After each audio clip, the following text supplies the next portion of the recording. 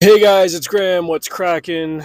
I finished reading Mech Bunny by MJ Anjavirden, and I am 95% certain that I butchered the pronunciation of that name because I speak 0% Dutch. This is set in a future where mankind had made some contact with an alien race that was able to uplift lower species in our ecosystems. This is a concept that other sci-fi's have explored. It basically you kind of anthropomorphize different species, augment them, give them human traits, the ability for higher intelligence, speech. They evolve hands. They're able to manipulate things and stuff, and then they have a role to play in the story. In this case, the uplifted creatures are able to help humans who become mech pilots.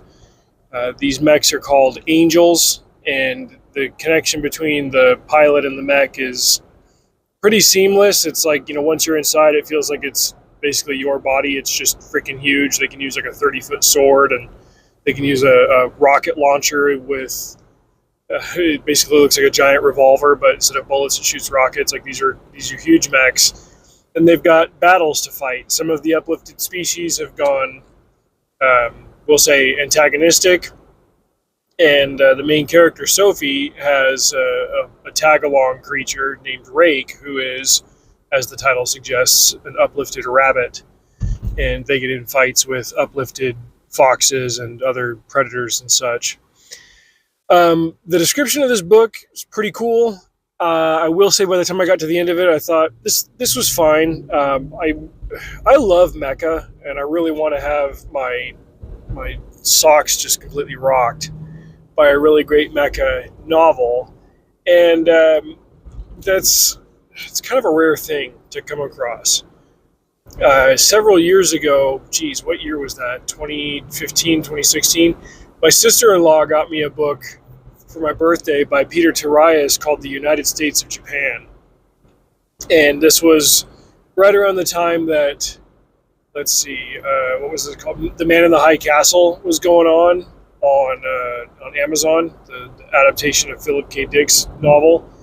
And it seemed like there was a whole bunch of stuff popping up where it was like, oh no, America lost World War II, and like Japan and Germany took over North America, and it's like split the difference. So like the east half of the continent is ruled by Germans, and the west half is ruled by Japanese, and here's what's going on.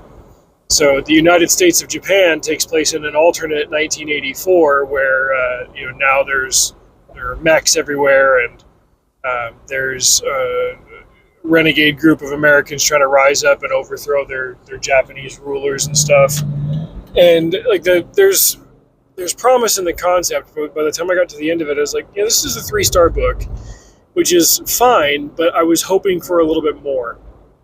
I kind of feel the same way about Mech Bunny. It was fine, it was good, it was worth the purchase and everything, but I really want to be just floored by a really cool, great mecha. And this one didn't quite get me there, as much as it pains me to say. And I wish Anya Verdon the best, and hope that there's success with this book. I don't know if MJ is a dude or a woman, so apologies there. But 3 stars is a recommendation on this channel, and there's always the factor of your mileage may vary. As for the Peter Tarias series, The United States of Japan, he wrote 2 sequels to it. One was called Mecha Samurai Empire, and the other was Cyber Shogun Revolution. Both of those books were good. They were fun. They were exciting. I think I gave the sequels 4 stars each.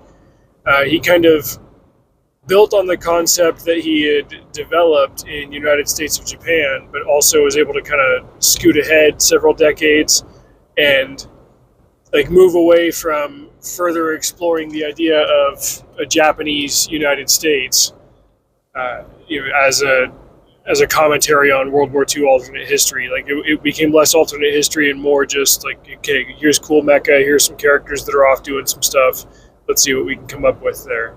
So cool series, and like the mechs were exciting and everything.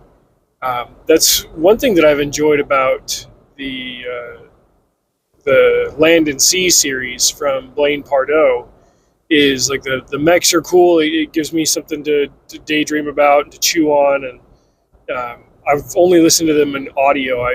If I understand right, the physical books have illustrations in them, so I need to get my hands on those to see what the Ashers look like. It seems like every mecha style property has a different name for what their mechs are called, and yeah, Ashers it's some acronym. I can't remember exactly what it stands for, but that's what the mechs are in the Land and Sea series.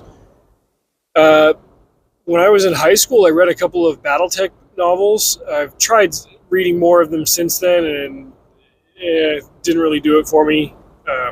It worked better when I was less of a critical reader, which is a double-edged sword. You end up highly rating a bunch of books that just really aren't worth it. But on the flip side, hey, you enjoy something that most other people don't. So if you enjoyed it, is it really a wasted time? I've had an idea for a mecha series kind of backburnered in my head, and I don't know, I could get around to it sooner rather than later. We'll see what happens. But overall, Mech Bunny by Anya Verdon was good, it was fine, it was worth the read. Parts of it were predictable, but by the end of it, I was like, oh, okay, the story's going in this direction, and the main character's going to go through this. Like, it wasn't incredibly surprising or novel in terms of the plot, but the setting definitely was, and that's cool.